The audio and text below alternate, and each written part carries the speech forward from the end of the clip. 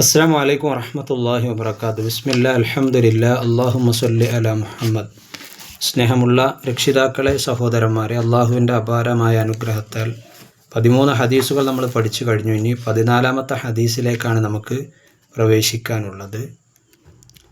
13-ാമത്തെ ഹദീസിൽ നിന്നൊരു ചോദ്യം ഞാൻ ചോദിക്കാം.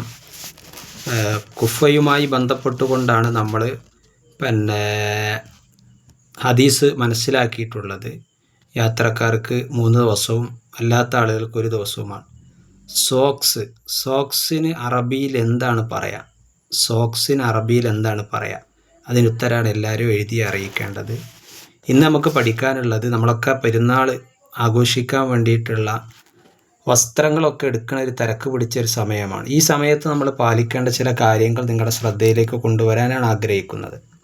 അഥവാ വസ്ത്രം എങ്ങനെയുള്ളതാകണം, ഏത് രൂപത്തിലുള്ളതായിരിക്കണം, ഒരു മുസ്ലിമിൻ്റെ വേഷം എങ്ങനെയാകണം എന്നതിനെക്കുറിച്ചാണ് സൂചിപ്പിക്കുന്നത്. മുആവിയ റളിയല്ലാഹുവിൽ നിന്ന് നിവേദനം ചെയ്യുന്ന ഹദീസിൽ മുആവിയ റളിയല്ലാഹു അൻഹു നബി സല്ലല്ലാഹു അലൈഹി വസല്ലമയോട് ചോദിച്ചു, ഔറത്തന മാ നഅതി മിൻഹ വമാ നദർ, ഞങ്ങളുടെ ഔറത്തിൽ വെളിവാക്കാൻ പറ്റുന്നതും അല്ലാത്തതും എന്താണ്? ഖാല, നബി സല്ലല്ലാഹു അലൈഹി വസല്ലം പറഞ്ഞു, ഇഹ്ഫൽ ഔറതക, നീ നിൻ്റെ ഔറത്ത് സൂക്ഷിക്കുക. നിൻ്റെ ഭാര്യയുടെയോ നിൻ്റെ വലങ്കൈ ഉടമപ്പെടുത്തിയവരുടെയോ അരികിലൊഴികെ. ഞാൻ പ്രവാചകനോട് ചോദിക്കുകയുണ്ടായി, അള്ളാഹുവിൻ്റെ റസൂലെ, ആളുകൾ തമ്മിൽ ഇടകലരുന്ന സമയത്തിലാണെങ്കിലോ? നബി സല്ലല്ലാഹു അലൈഹി വസല്ലമ പറഞ്ഞു, ഔറത്ത് ആരും കാണാത്ത രൂപത്തിൽ സൂക്ഷിക്കാൻ നീ ശ്രമിക്കേണ്ടതുണ്ട്. അതാരെയും കാണിക്കാതിരിക്കട്ടെ.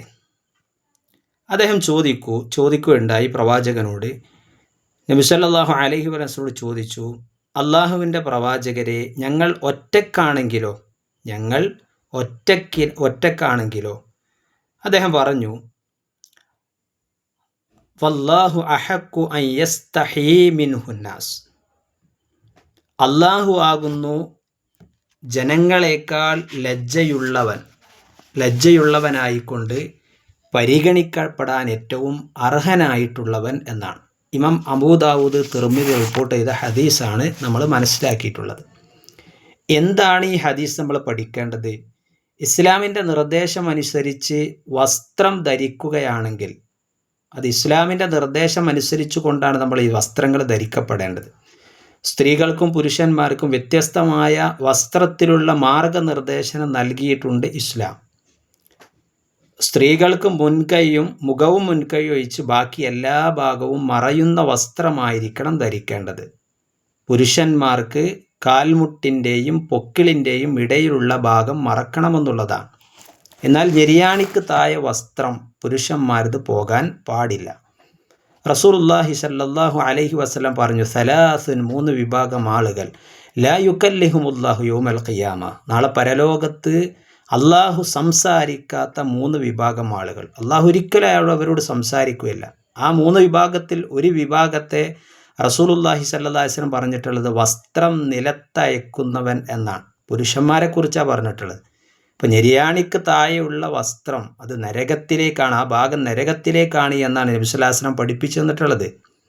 അപ്പോൾ പുരുഷൻ പെരുന്നാളിന് വസ്ത്രം ധരിക്കുമ്പോൾ പ്രത്യേകം ശ്രദ്ധിക്കേണ്ടത് പൊക്കിളിൻ്റെയും കാൽമുട്ടിൻ്റെയും ഭാഗങ്ങൾ മറയുന്ന ഇസ്ലാമികപരമായിട്ടുള്ള വസ്ത്രങ്ങളായിരിക്കണം. ഒരിക്കലും തന്നെ ഞെരിയാണിക്ക് താഴേക്ക് വസ്ത്രങ്ങൾ പോകാൻ പാടില്ല. ഇനി സ്ത്രീ ആണെങ്കിലോ, പുരോഗവാദികൾ പറയുന്നത് ഹറാമിലേക്ക് ക്ഷണിക്കുന്നവർ അംഗീകരിച്ചാലും ഇല്ലെങ്കിലും ശരി, സ്ത്രീ പുരുഷനും ഒന്നല്ല. ഇന്ന് സ്ത്രീകൾ പുരുഷന്മാരുടെ വസ്ത്രങ്ങൾ ധരിക്കുന്നു. അത് നബി സല്ലല്ലാഹു അലൈഹി വസല്ലം വിരോധിച്ച സംഗതികളാണ്.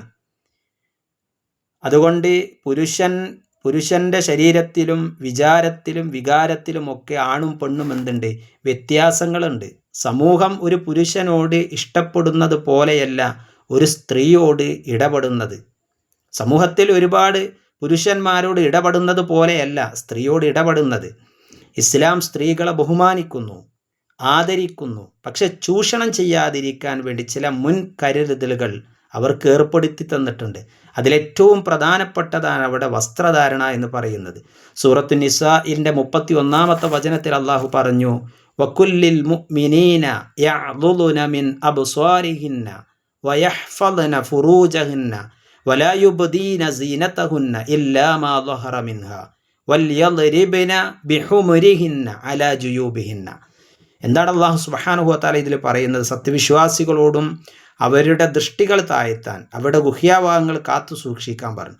അവരുടെ ഭംഗിയിൽ നിന്ന് പ്രത്യക്ഷമായത് ഒഴിച്ച് മറ്റൊന്നും നിങ്ങൾ വെളിവാക്കരുത്.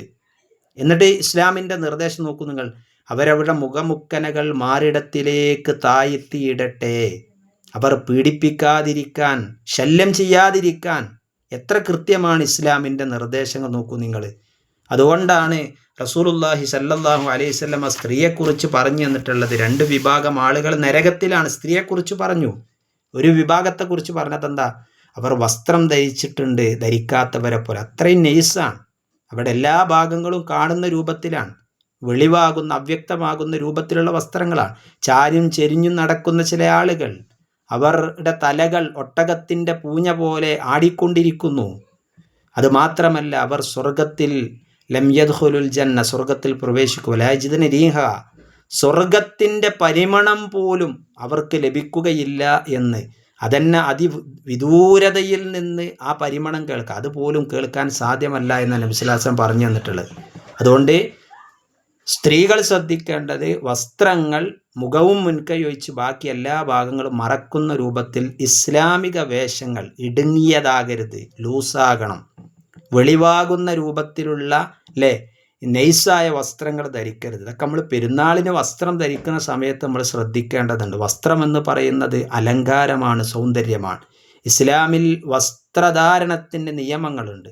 പുരുഷന്മാരുടെ വസ്ത്രം കണങ്കാലിനും നെരിയാണിക്കും ഇടയിലായിരിക്കണം. സ്ത്രീയുടെ വസ്ത്രം മുഖവും മുൻകൈയും ഒഴിച്ച് ബാക്കിയെല്ലാം മറയുന്നതാക്കണം. വസ്ത്രം നേർത്തതോ വലിഞ്ഞു നിൽക്കുന്നതോയ ശരീരഭാഗങ്ങൾ പ്രകടമാകുന്നതോ ആകരുത് എന്നുള്ളതാണ്. അള്ളാഹു സുബ്ഹാനഹു വതആല ഇതിലൊക്കെ സൂക്ഷ്മത പാലിക്കുന്ന ആളുകളിൽ നമ്മെല്ലാവരെയും ഉൾപ്പെടുത്തി അനുഗ്രഹിക്കുമാറാകട്ടെ. അസ്സലാമു അലൈക്കും വറഹ്മത്തുള്ളാഹി.